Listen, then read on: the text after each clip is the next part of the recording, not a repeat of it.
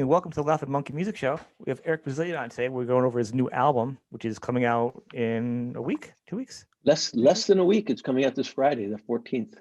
All right, and actually the date will be a little off on this, but we will go up before it goes out, right before it about.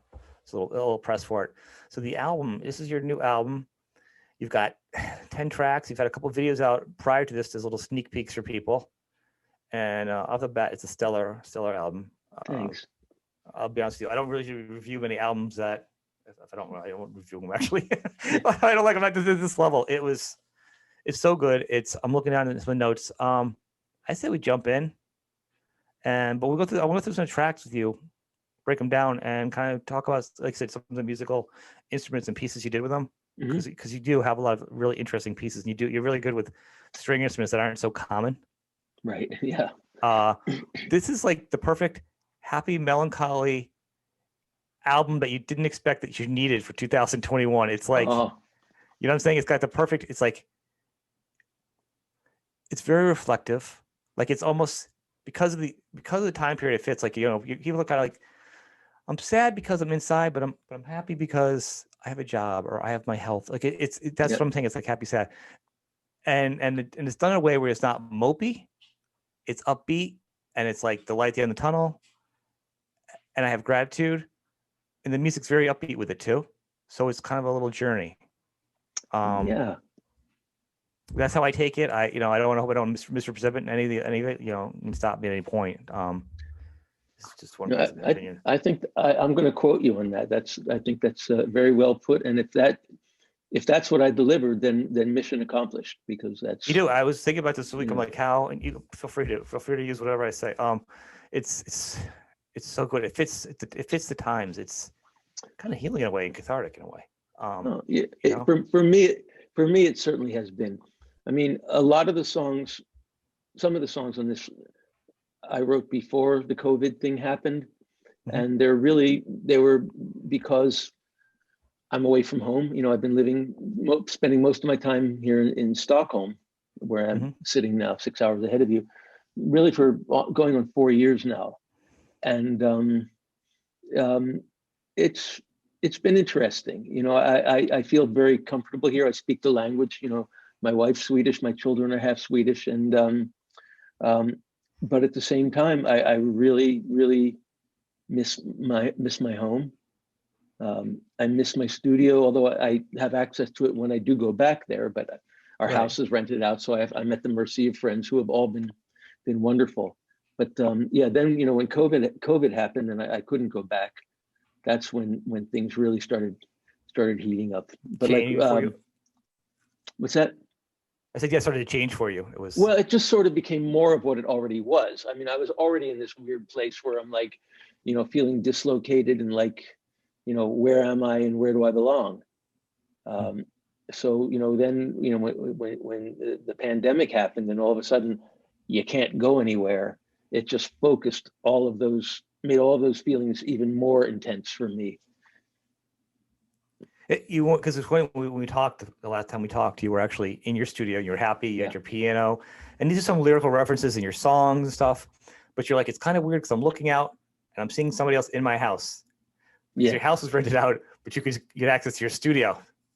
Yeah, it was like you had all your toys and all your fun stuff because you're like, you mentioned in your song how your piano is very important to you, not because it's just an instrument, because you've got it from your mom. Yep. It's just a lot of levels to that. You probably created a bunch of songs that just mean a lot to you also. So, I mean, So to have that access, but then have your home across from you was definitely probably put another piece on top of the heap of the whole COVID thing, Oh, absolutely. And then the thing is, the thing that's amazing is we're renting an apartment in the center of Stockholm, and studio space is really hard to find here. And usually it's a windowless cubicle somewhere, 10 by 8 by 10. It just so happens that there's a big finished room in the basement of this building that no one's using.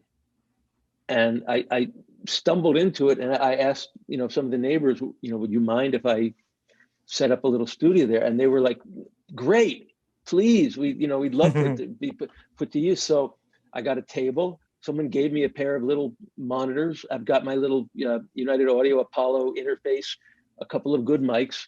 I've got a few electric guitars, a mandola, a mandolin, a bass, a keyboard controller, and a drummer in Philadelphia and a drummer in Slovenia who can record themselves. You know, that might be part of the reason why the songs may have a little bit more oomph to them. Well, I think it gives it a consistency for sure, because my palette was definitely limited, which I like to do anyway. I like an album that has a sonic consistency to it, which is why I'm a Revolver guy more than I am a Sgt. Pepper guy. Right, I can hear that. Well, I can see, you know, you have too many. Once you have so many toys, it can be fun as a musician.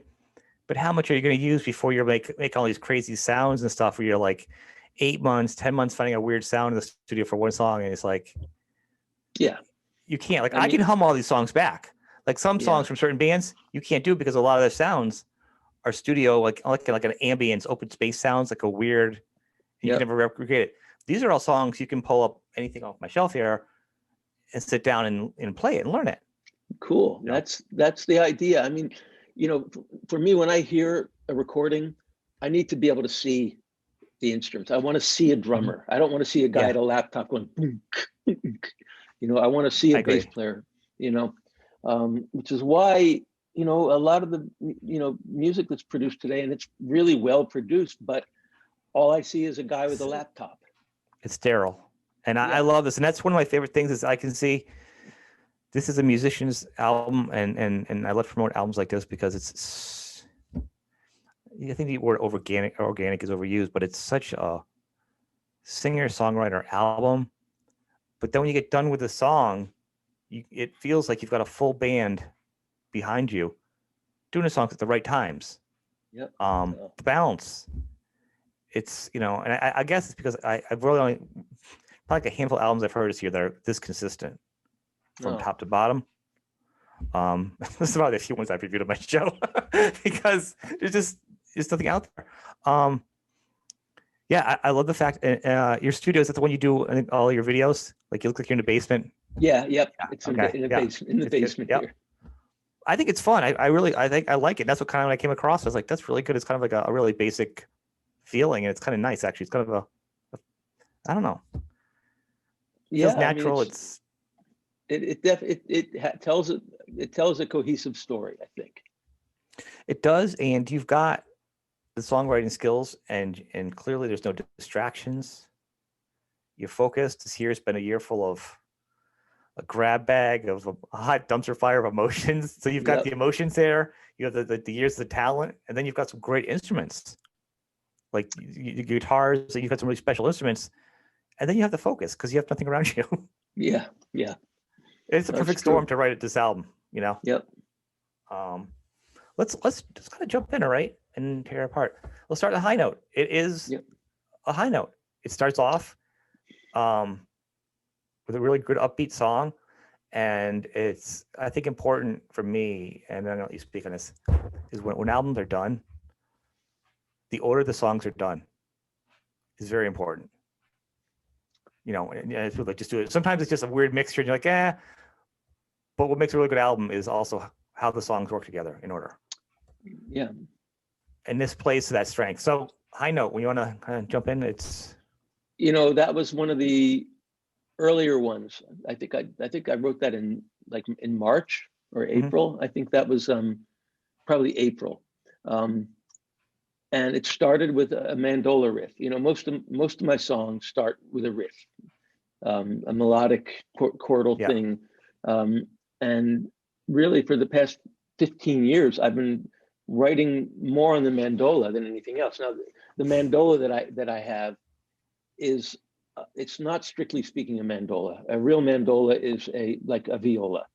It's tuned C, G, D, A. This is strictly speaking an octave mandolin, and it's tuned G, D, G, D. That's the way my Swedish folk musician buddies play it.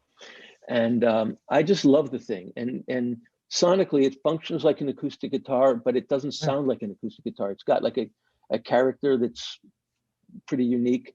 And for me, I just find I can pick it up and melodies just come out. So that that was the first thing. And the thing is, that instrument holds. It's not like that's a weird sound of a guitar. Like, you know what I'm saying, for somebody outside doesn't know. I mean, I'm aware of all your instruments and stuff, but somebody hearing the album being like, "What the hell is that?" It's a really nice sounding stringed instrument, even if you don't know what it is. Yep. It carries a melody in a nice, different way. Yep. And I use it a lot with the Hooters. I mean, I got this one in, I think, 2004, and all of the work we've done since then, which hasn't been a lot. There was the one album in whenever that was, 2007, 8, and then a bunch of live stuff. But that instrument's a big part of our sound now. Actually, we actually call that instrument the Hooterizer. It does. It did remind me. I'm going to say this because it's a part of you. The Hooters is like your arm or your legs. Sure. So there's going to always be a part of your sound in there. But your last, I see here too, like the Optimist album that you did, and the Dull Boy. I can't think of the title. Yeah, Very Dull Boy. Very double. Way off center of the Hooters. Almost like you're trying not to be much of the Hooters. The drums are a little different. It was a little different sounding. This one feels to me, and I say it to people, I was like, I like this band, but the artists, when they go solo, some people are kind of like picky. They like what they like. You know what I mean? Yeah. They like their meat and potatoes. Well, I'm going to say to the people out there, if you like the Hooters, you're going to like this album. It's not a compromise with them, but it does have some of the Hooter flavors that I think people like. Yeah. I think your other two albums are great, but they're not the sound of the Hooters. So it just depends on what people like. Yeah, and it did, it absolutely. It did occur to me that some of these songs might be good Hooters songs, but I just felt like I was so deep into the process of making an album, and I hadn't put out a solo album in almost 20 years. So I thought, this is time. It's definitely time. Now, it's funny. There's a funny story behind the reason why there's an album. I did a podcast back in April with a woman who's a medium, and what she does is, I didn't know this going into it. I didn't invent the thing.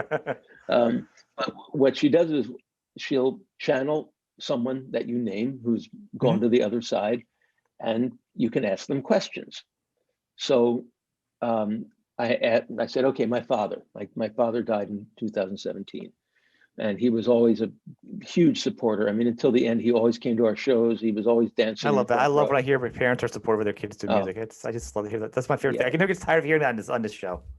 No, I mean, I literally wouldn't be here if it weren't for him. He supported me in the lean years. He said, go for your dream. You've got the goods to make it, and I'll help in any way I can, which he really did. That probably helped you keep your head on straight too. I've heard every artist I've heard, not to take away from this, when they have the parent support, usually when they've heard weird times in the music industry, it always slides. It's just the worst thing in the world, right? But just know, TMZ, you smashing the car, cocaine, no. That you're just a musician and times change. A lot of musicians that had their families behind them, it was like, all right, weird time in the job market, keep working, keep going, head down. Not like, oh my God, my life's over. You know what I mean? Yep. It feels like it grounds you more. But exactly. to your story, it feels like it's just no, you're right. It's a very good point. So she got my father on the line, and I asked a question that I actually would ask him. Where is your mother's birth certificate? Because I knew that he had gotten it when she died. She died in 96, and I wanted to have it. And so Carrie, that's her name, the interviewer, she said, your father's shaking his head and smiling like that's a trick question. And I'm like, yeah, he would probably do that. And then she said two things. She said, first of all, he's incredibly proud of you. Well, it was like, duh, no shit, Sherlock. He always was. The other thing is that you have 3 songs that you've recorded that you're happy with. There's a 4th one that you've given up on. You need to finish that song, and then you need to do an album.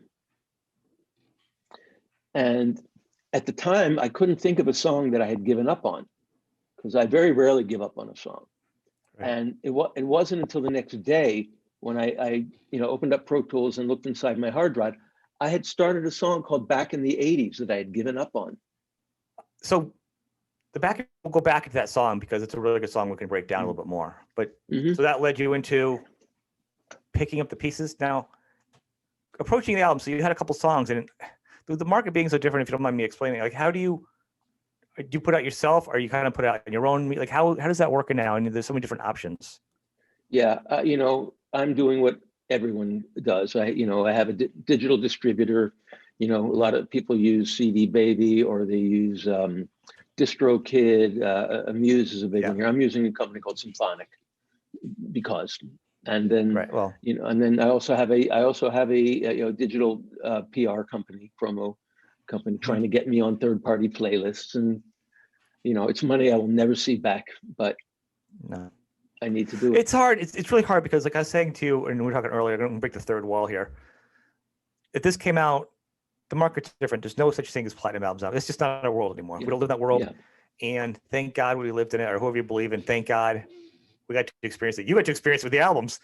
But thank goodness in those years, the 80s and 90s and 70s, there's such a difference of flow in music and potential for things were really out there. Sure.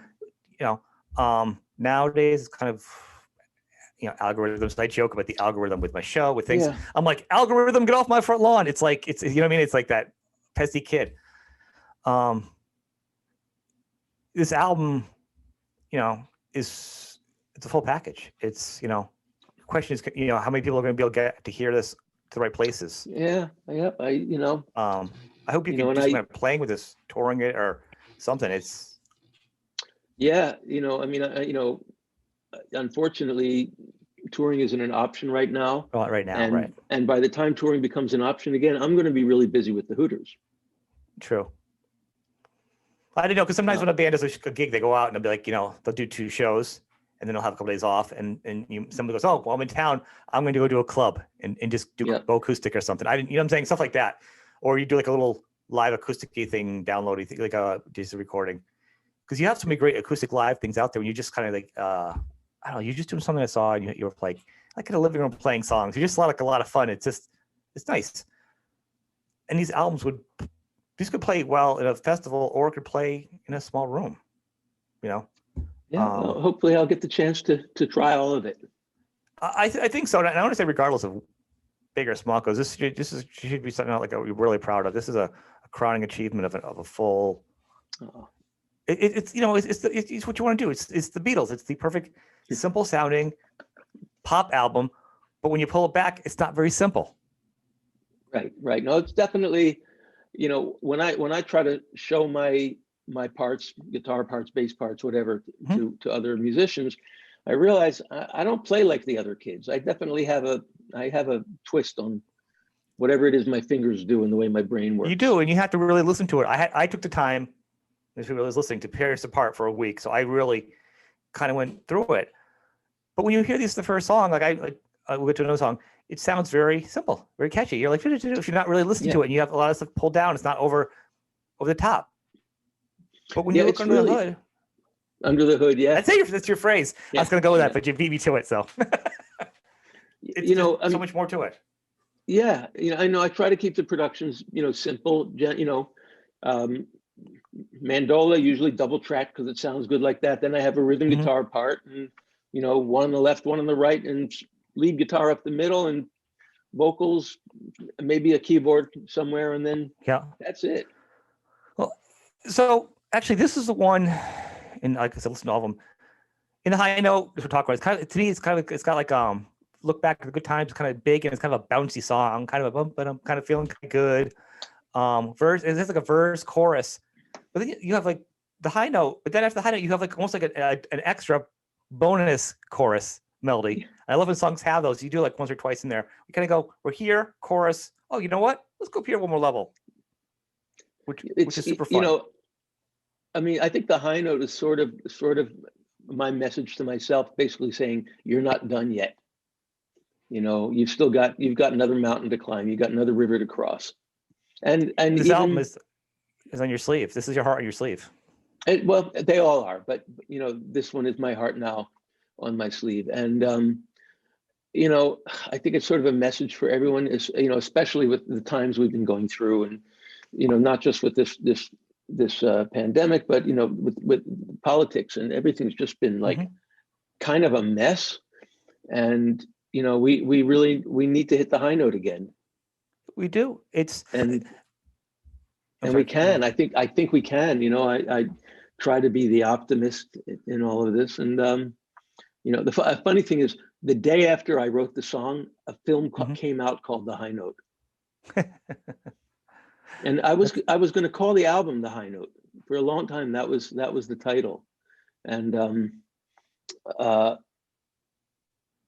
I got a friend of mine here in Stockholm has been helping me with my art direction and artwork, and he sent me a version of the album art with the title on it, with my name in the title. And I said, the name looks really good, but the title just looks like it's taking up space. I'm just going to call the album Bazilian, which you only get to do it once.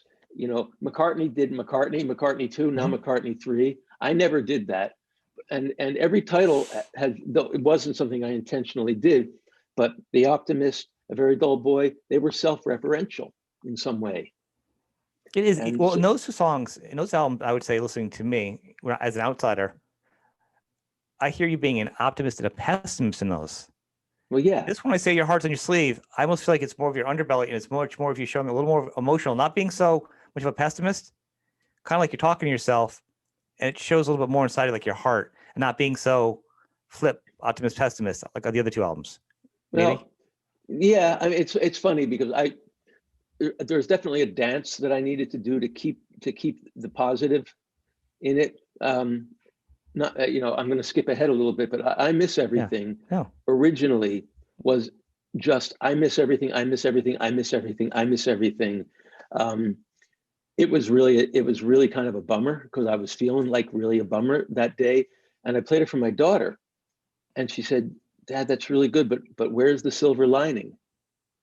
And first I thought I was really stubborn. Well, there is no silver lining here. I just really miss everything. And then I thought about it. You know what? I'm a silver lining kind of guy. I mean, there's a Hooters song called "Silver Lining," which is like one of the highlights of our show. And I realized that I could just swap out one "I miss everything" for "I've got everything." That's the best part, because I actually, from there, and we'll have to talk about the song more because it's like the best song. When I heard that, I was like, "Oh, what's going on?" I feel like it's drowning out. It was kind of bumming me out. And I hate music that bums me out. I know I don't like watching TV shows that bum me out. Like, my wife's really great at watching the worst shows. So I'm like, we're gonna find another sad show, another potato famine, something horribly sad. Yep. Because I don't like things that make me sad. There's enough sad things. Right. So I'm hearing, I'm like, oh, technically it's good, whatever. And then you get the thing where you're like, I miss everything. But then you get the last line where you kick in. I'm like, I get it. And then each time you hear it, it feels even that much better. Like, it's rewarding because you feel like I'm sad. Yeah, but I do have everything here. I'm sad though. But I know I have everything. I'm just still kind of sad, which is it's like how everybody feels it without saying it out loud. Right. My job is to say it out loud. You do it, and you say it, and it says it in a way where it's not beating everybody down, because it takes a minute to think about it. You're like, I feel that way. And the melodies, you got a couple melodies layered into it too. So we'll go back to that. In the high note, you actually at the end, is that the one where you no, it's actually, we'll go back to that. So let's go from there, the big 80s, the verse, chorus, like I love. Then you go back in the 80s, track 2. That's a real good song right now. Perfect time of year. COVID maybe breaking for some places. It is a summertime feeling song. The cultural references are perfect. Get Bon Jovi.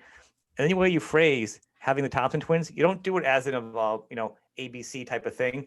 You sing it with a little different cadence to it, where you have a different way of singing it. You do that a lot of different things. That's one of my favorite things about your songwriting is how you phrase and do your beats, because it's not always the same.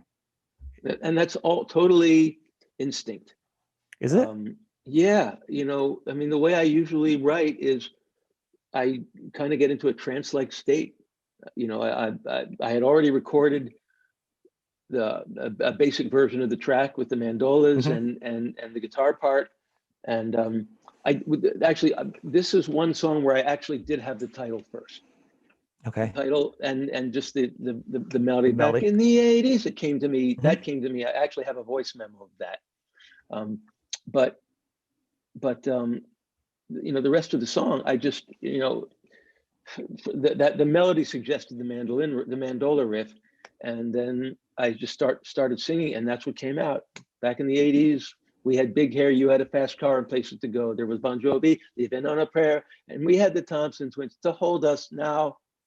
And I right, but that would not have fit if you're doing a songwriting course. If one of these courses, master courses online, they've been like, no, that's too wordy, that's too breath. Yeah, but you're not out of breath. And at first, you've been singing like, wait, whoa, what? And then you get it. Like, I don't even know musically what that's called, to have the change of the pattern. I actually tried to look it up one time because I noticed you did that a long time ago, and I was like, what is that called? But I don't know. It's called songwriting. I know, but you know what I'm saying? There's a way that you have that, the beat and the phrasing. You can have that. I think one of your songs, you have like 2 or 3 different times you do that in a song. Yeah. I mean, again, on it's this the way album. I hear it. It's the way it's the way I heard it. And yes, I realized it should rhyme, and it should have, the cadence should be parallel. And I went, no, this is what it told me it wanted to be. And the second verse is different. The second verse actually does have a rhyme and a more even cadence. And I actually tried to make it fit with the first verse. And I went, nope, this is what it wants to be. I like that. And I think that's what's great about it, because if you try to rhyme too much in too many songs and you try too hard, it can be just so awful. Yeah. It can be like a nursery rhyme. I get stuck in that a lot. When I sit everybody down to does write. that. Yeah. It was when the rule in the 80s. Yeah, well, it's still kind of the rule, but whatever. That's just the way it came out. And then the chorus came, a couple of weeks later when Carrie the medium told me that my father said I had a song I had to finish, and I had 2 verses and the guitar solo, that slide guitar solo, and I went back to that's great. Went back to a chorus, and then I sent it to a friend of mine. I have a friend named James Bourne. He's from a British band called Busted, who were huge in the aughts. They were kind of seen as a boy band. Mm-hmm. They had a song called Year 3000, which the Jonas Brothers covered. Oh, really? And yep. And James is one of my best friends and my favorite musical collaborators. And he said, you need a third verse. And he fed me the lines about, vacate the cities, head to the country, disinfect your hands and cover your mouth. I don't think he realized that it would fit the cadence perfectly. And so, of course, I made him a writer on the song because if I wouldn't have finished the song without his input. It fits. This is a time smart album, without being forced down your throats of being, you know what I mean? Yeah. Well, I want it to be the product of the environment, not a statement. It's a product, I think. Well, it is what it is. And, I think there's some universal truth in it that, that isn't just particular to this crazy time in history. Mm-hmm. I think it's, again, I want people to be able to listen to this in 10 years, 20 years and say, wow. Well, I think they could, because what I heard is when they said that the hand sanitizer, you talk about a little bit about this, but still on now, but you also talk about the Beatles being bigger than Jesus, a time period. You talk about this time period in this song, but in other songs you talk about other time periods. So talk about that. Is just some of the time period. You go forward in 10, 20 years, do you hear it? Mm-hmm. That will just be another time period. Right. In the time period. That's what I'm saying. You know what I mean? Yep. So you do have a lot of other references that are just 70s and 80s, 60s, which I appreciate. It makes you smile. I hear them. And no one has gotten the Tracy Chapman reference. You had a fast car. You had a fast car and places to go. Yeah. I didn't even think that one. And I wasn't thinking. It's funny because it didn't occur to me until a couple of days later that what I had done there. See what I did there? Because it's subliminal in your mind. Yeah, that's pretty funny. Well, it's all subliminal in my mind. All my good songwriting is completely, messages. And I love the fact you got your electric guitar in there. And so let's talk about real quick though the guitars you're using. Okay, so the guitar in the video that you can see, the video is black and white, so you can't see the beautiful gold flake that it is. It's a 1964 LE sound, made in Italy by the Crucinelli Accordion Company, and I found it around the corner here in Stockholm at a wonderful music store that I literally go to every day to see what they've gotten. And it was one of those things. I got it. I just thought this would be a cool looking thing to hang on the wall. And I plugged it in at the store, and it sounded okay. I took it back here, and the thing is, they got it with heavy gauge strings on it. Whoever had it before had strung it with, you know, Really? like 13 to whatever, and they had it tuned down to C. And I figured I'm going to leave these. Okay, so it's like a baritone guitar, but not really. A baritone guitar is like down to A.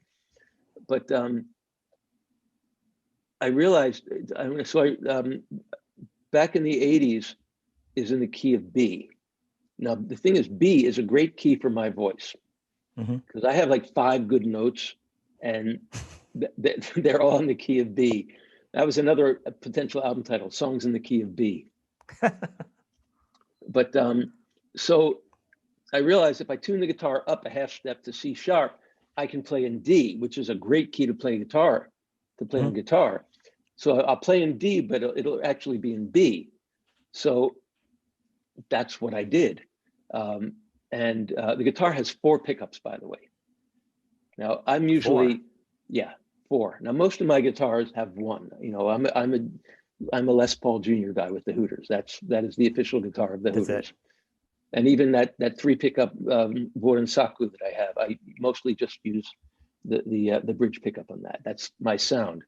But this guitar has 4, and I found that all 4 of them makes a pretty cool tone. So I use that for some of the stuff. But that guitar through the United Audio Marshall 2203 plugin sounds awesome. You know, I don't have any amps here. I don't have my Kemper here. I've been a Kemper guy since 2013. That's all. I profiled my own amps, the box that I used on all of those Hooters records, the Cyndi Lauper records. Behind me, I can't do the behind you. The Vox is just great. Yep. You know, I've got a bunch of old AC30s, you know, from the 60s. And I profiled one of them. I profiled my Marshall, and you know, that's my thing. I don't even have that here, so I'm at the mercy of plugins. Fortunately, United Audio makes some really good plugins. So I decided this is the only guitar I'm going to use, and this is the only amp profile plugin I'm going to use. So there's a consistency in the album, and that guitar is always tuned down to C sharp. It does, but the guitar, it doesn't sound like the same guitar, like soundy riff, because I love when you do your solos, because you do have like a rocky. I can say I feel like you could easily classify yourself. You could break into a heavy metal solo. Oh, totally. I totally hear that in the back of you. Like it's just waiting to break out every now and then, like the Scorpions. Scorpions, obviously. Yeah, no, I love working with hard rock bands. But okay, I hear it. But there are tracks that I recorded before I got that guitar. So Heaven Ain't Gonna Save Us and Bleed Red, for example, which have the most ripping solos. Those are all my gold top. Yeah. That's my 56 gold top, because those I recorded at my studio at home. Okay, that would explain why they do sound a little bit different. Yeah. But everything sounds sort of similar, but it's really just we'll go back to that one. The Bleed Red solo is ridiculously awesome. Oh, I think you're just waiting to rip that one at the end. I'm like, I'm waiting for you to do like a hard rock guitar album or something. So actually, great point. When we'll talk about this, we'll go to Heaven Ain't Gonna Save. A couple things here. Like, we're talking about your vocals. Vocally, I like the fact, because your voice is a little more raspy in this album, but it's clean, and it's good. Like I said, you know your voice, which is always a great songwriter and a great singer, because you sing to your voice. When people don't sing to their voice, it's a nightmare. You know what I mean? It doesn't matter who you are as a great singer. You know your voice. And it's a good voice. And you really use it optimally. No, I like it. I think it's a really good voice. Because it's almost like it's raspier and it's a little higher, but it also has some baritone into it. It's like, it's not all over the place. It really just fits. And vocally, I think this is probably your best vocal album too. Thanks. Well, it's funny, you know, most people as they get older, they lose their top range. Mine has actually expanded over the years. I can hit notes now I never could before. I'll give some credit for that to my vocal coach, Susan Dash, out in Pennsylvania, who, I don't know what she does, it's voodoo, but I've been going to her for a few years, and really, whatever she's doing, it's working, because I really can sing better now than I ever could before. And it sounds different compared to and other albums. I really wish I could re-sing all of my Hooters vocals now. It's really but it's good. I mean, you really do it now. Track 4. Actually, no, we'll go to Heaven. I'm sorry, track 3. Heaven's Gonna Save Us. Now, am I hearing the Beatles in there or what? Yeah, totally. You know, Am I hearing Revolution? Am I hearing some? totally. I feel like, but it's not like you're not hiding it. You're not showing it. You're taking it like an homage to it, and you're kind of like flipping it around, and you're throwing it in a few parts of the song. But it's its own separate song, which is fantastic to hear because you could take those parts out, and it's a song. The funny thing is, the song wasn't written like that. Originally, the song was written to kind of a pop track, like with synths and you know, keyboards and those kind of pop changes that the kids like these days. It was an experiment, and then you know the song came on top of that. And at some point, I remember sitting down, picking up my guitar, and realizing, oh my God, I can play this like Revolution and sing the song over it, and it really makes a much stronger statement like that. It does, and it's like and when you do the vocals, the guitar in the beginning sounds like Revolution, but there's a part where your harmonies and the vocals layer into almost like a Beatlesque part. I love that. I'm thinking, what song is that from? Like, it was so that really struck me when I was hearing that song. I like that a lot. And the electric piano is totally a nod to you know to Revolution. The funny thing is, originally it started with a fuzz guitar, and I sent it to the guy who mastered the album, my friend Martin Stibanik in Slovenia, and he said, "Track is great, but you need to play it on mandola to make it fit with the rest of the record. Otherwise, it sticks out too much." And he was right. So it starts like Revolution number 1, and then it becomes the single Revolution. It's great, and it's so fun because it's not ripping it off. It's playing with it. It's like throwing it in there for fun. Like it's well, it's a loving homage. It is, but you don't usually hear that, especially nowadays. You don't. But so it's usually one or the other. You know what I mean? Yep. Which I loved it, and I know you have a big thing. So another one of those songs, Sarah, When She's Sleeping, is a really fun song, very tongue in cheek, sort of, but it's very much a love song. Oh, very much. And I very rarely write love songs. I'm not. Yeah. Love songs are you know, to find a unique angle. It's tough. I mean, most love songs are either I don't have you, I wish I had you. I had you, I don't have you anymore. I wish I still had you. I have you, I wish I didn't have you. You know, so on and so forth. So to find a real angle, and I guess the angle in this one is sort of redemption. You know, someone who has helped you to redeem yourself, which it is. My Sarah definitely has and continues to do. And the Sarah, the When She's Sleeping thing, that was just words that came out of my mouth. But she said, "Did you write this song about me snoring?" And I realized, yeah, maybe I did, because she has an adorable snore, and it actually I wait for her to snore because it helps me fall asleep. To me, I heard it as it felt like it was written about her, that the feeling of her resting and sleeping and being at peace feels good to you. Knowing someone you care about is also in a good spot. Yep. Sort of, kind of. That's how I heard it. So because you got the other way, because you look at I'll Be Watching You by the Police, that becomes stalking. There's a fine line between a beautiful love song and a restraining order. Yeah. Ooh, that's good. Did you make that up? I just said it right there. Everything comes off. If I think about things off the top of my head, I'm awful. So with that song, and I listened to it, and I was thinking the dynamics of the two, of I'll Be Watching You, and you're like, I love you when you're sleeping.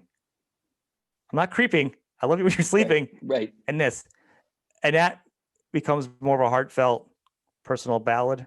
Sure. You know, and not saying it wasn't either. I'll Be Watching You, because that's a great song. And God forbid if I could ever get my fingers far enough on the neck to just do those three things. In G sharp. Why the hell does he do it in G sharp? Why doesn't he do it in A? Every song, and there's another song I do too, that's just like that. Another spread. I'm like, I have to break my hands and like recast them or something. It's okay. Start on those great notes. But another aspect to the sleeping Yeah. angle that someone pointed out. So I think on our last talk, I talked about the writing process of One of Us. Yeah, you did. Did we talk? So Yeah. Sarah literally was asleep as I was writing the song. She fell asleep and I wrote the song. And then she woke up and fed me the last line of the chorus. So good things happen when Sarah's sleeping. Well, I do. I think, and I can say like with my spouse, whatever, when there's a peacefulness, like, it's not if you're sleeping alone or either they're asleep, but they're not there, but they're still there.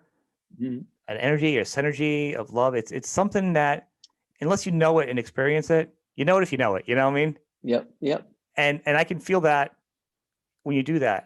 And kind of interesting. That's why I was thinking you were going with that too, that kind of feeling. And it works.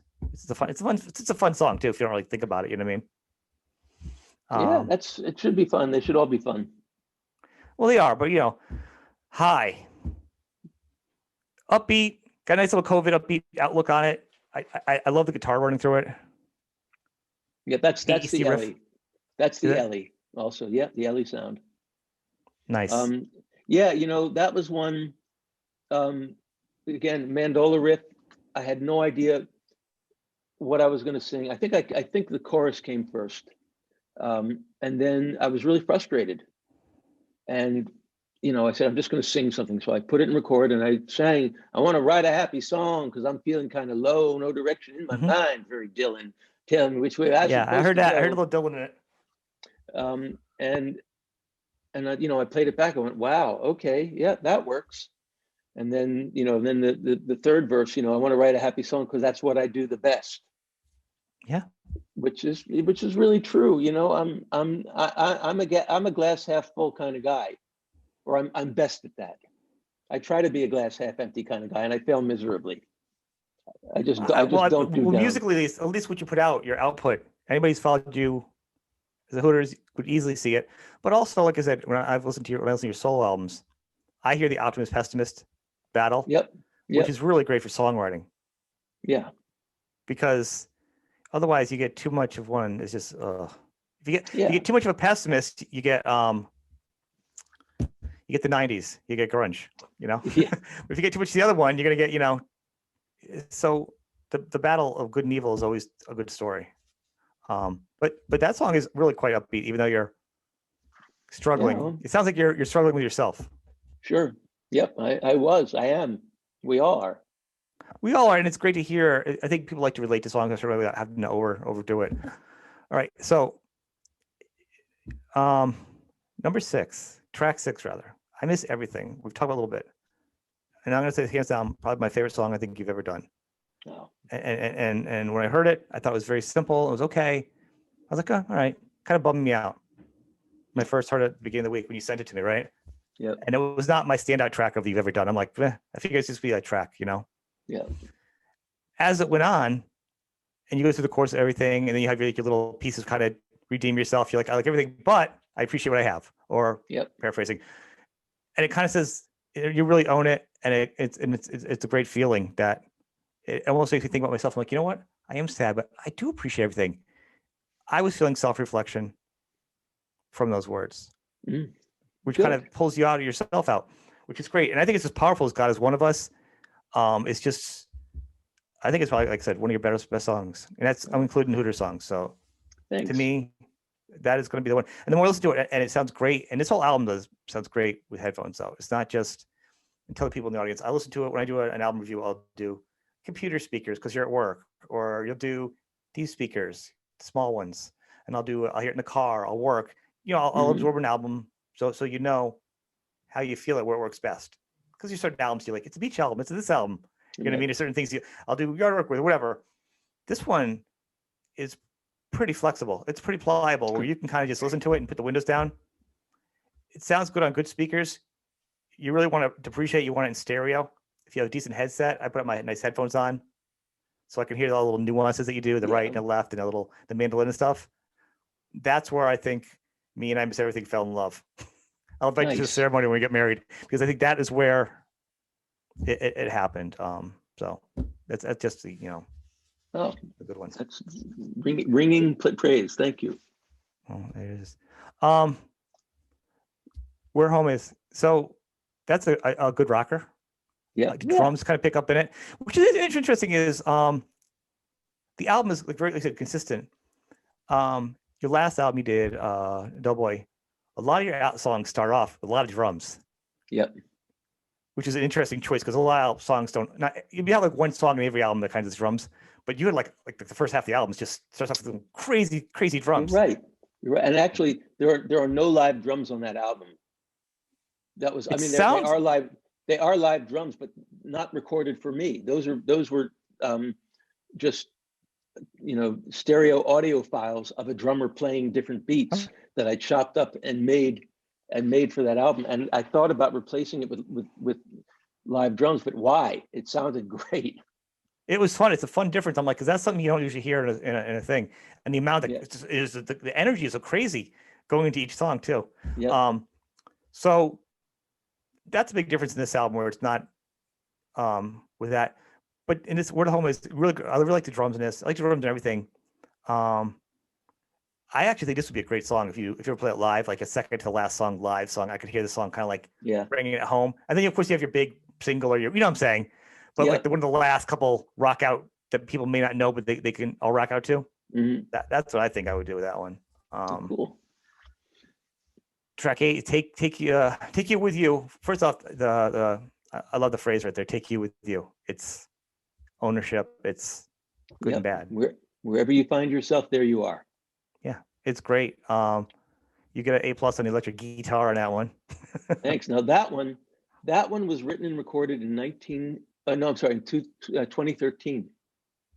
Really? That's the oldest song on the album, and I've been holding on to it. It's a funny story that I wrote that song early one afternoon while I was waiting for my friend James Bourne, the guy who I was telling you about. He was coming to visit me for the first time. He was taking the train from New York. Yeah. And I literally, when he was taking the local train from Center City out to my house, I wrote the song. And he showed up and I said, listen to what I just wrote. And he said, I could sing that. So I recorded his vocal on it. And I loved the way he sounded. And so I always sort of considered that, we always considered that sort of the first song of an eventual long-term collaboration that we would have. But it didn't. His band got back together, and whatever happened, we never really did that. We did actually put out a few songs, but I just decided that thematically that song really fit the rest of the album. It's very introspective and some sort of a message to it, and so it was basically done. I think I did a little bit of tweaking of the mix, but that's the outlier on the album. That's the one song that doesn't come from this time when I've been sort of in exile here. It fits though, and it feels like there's a different confidence in that one. Like you're saying, look, here's how it is, and it feels like it's a different. It feels like it's more of a message. Yeah. Which before I knew that, it still fit the album because it still felt like, because each song has a different flavor to it about where you're at emotionally, and every day we're all feeling different emotionally, so it didn't stick out differently. But that one does stand out. That it's a little more. It's less pessimist and just kind of like, hey, kind of like a learning thing. Yep. Help. Now, when I heard that and knowing your love of the Beatles, I'm like, it's got to be. Yep. What a fun cover. Yeah, that was a total accident. That I think that was actually the first song that I recorded with the Ellie, with the plastic Italian guitar. Yeah. Again, I had a mandola riff, and I found a guitar riff, and I made a track, and I thought, this is great. I'm going to write a song to this, and I started singing, and I hated everything, and then I packed up my stuff in the basement. I was literally halfway upstairs, and I started singing "When I Was Younger, So Much Younger Than Today." Yeah. Over that track in my head, and I went, "Oh my God, I'm not going to write a better song than Help to this track, so I might as well go with it." So I literally went back downstairs and sang the song, and it was just a miracle how it fit. It's great. I love, because here's the thing, I think when a band takes a song, you can do a legit full-on cover of it. Some bands do. Yep. And some bands are perfect. It's spot on. But to me, it's not. The Beatles already did it perfect. Did it that way. You've heard it. Right. Yeah. you don't want to rewrite a Beatles song either, because you don't want to, you know what I'm saying? You can't make something better that's already the best. So then it Right. puts you in a weird spot. Like, how can you, playing homage to a song is really where we're at. So a lot of bands play the time signatures, or how they sing it, or how they interpret it, which is really kind of the best way, I think, for a band to do it. So the time signature on this one is really kind of interesting how you do it. It's kind of fun. That's what really makes the difference. Yeah, it just, it's a more, the Beatles version was almost sort of country, with the beat, and this is, definitely, full on, this could be Green Day or Blink 182, or one of those. I guess. I mean, I hear the Beatles and I hear you.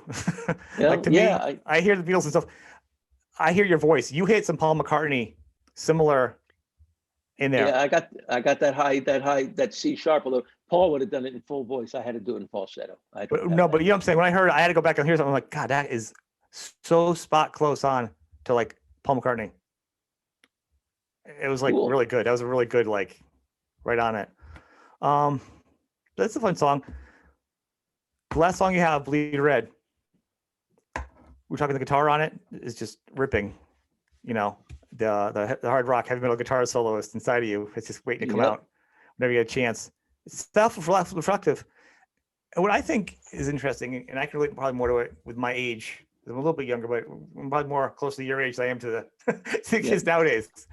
And I grew up through all this too. Is some of the lyrics you say, you kind of almost say it from, you grew up in a different time period as a man, but you're aware of the changes and the diversity also. And you acknowledge that there's two time periods, but you're okay with both.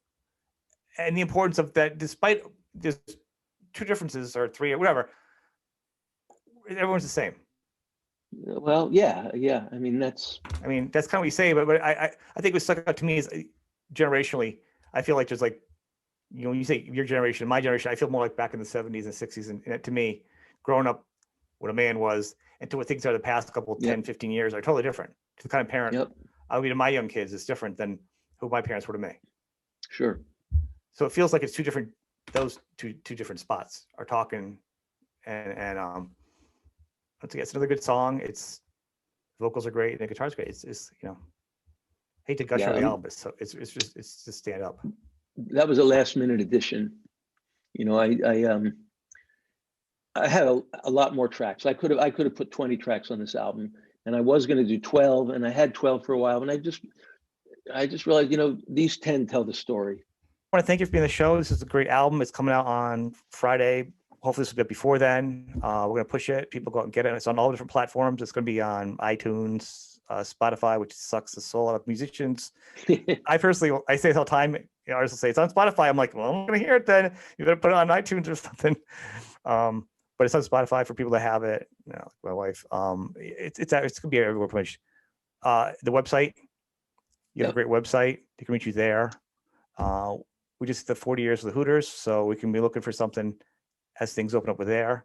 Yep. So there's gonna be a lot of things going on in the Eric and Hooters camp that people should be aware of, and the Hooters got a site too, so you can do that too. And just some fantastic stuff out there. A lot of good stuff that you have that people need to, and go back and listen to the old albums too that he has. There's two. Is this two? I know there's two on iTunes. Do you have more?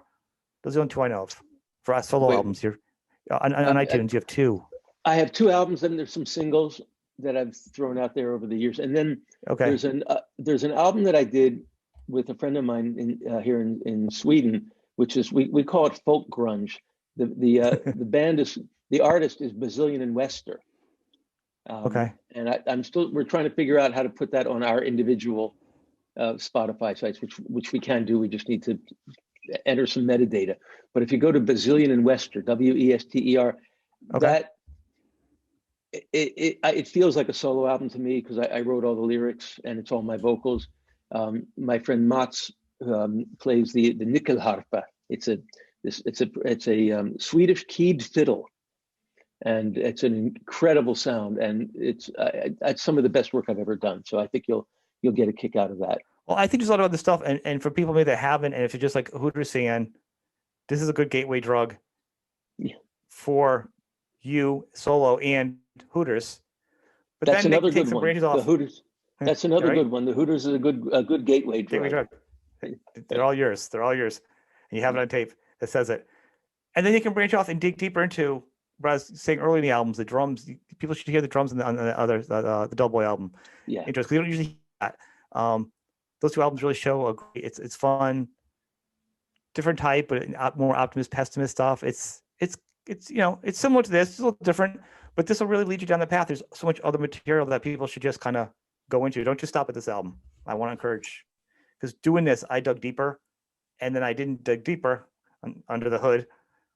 Yep. I broke them down, even the solo stuff, so I can feel a difference. And it all takes a test, and you'd be selling yourself short if you just make this your one album. So, but make this your first album though, because it's new. Yep. Yeah. All right, man. I will talk to you soon. Thanks for being on the show. Thanks so much. Okay, bye. Okay, bye. Bye.